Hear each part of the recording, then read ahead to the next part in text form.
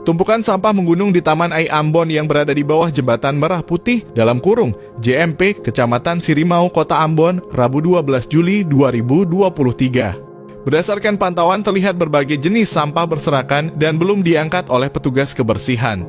4 buah tong sampah yang berukuran sedang yang disediakan pun tak mampu menampung banyaknya sampah. Alhasil sampah yang terdiri dari plastik, botol hingga sisa makanan pengunjung pun berserakan di dalam taman maupun di samping taman. Hingga tumpukan sampah itu menghasilkan bau tak sedap dan mencemari lingkungan sekitar. Penjual bakso di kawasan JMP, Afad, mengatakan sampah tersebut sudah seminggu lebih tak diangkut petugas kebersihan. Ia di sini itu yang biasa angkut dari petugas kebersihan yang menggunakan motor Tosa, tapi sudah seminggu ini mereka tak angkut, ucap Afad kepada Tribun Ambon. Untuk itu dia berharap pemerintah kota yang mengelola tempat ini agar setidaknya perhatikan masalah sampah yang menggunung tersebut.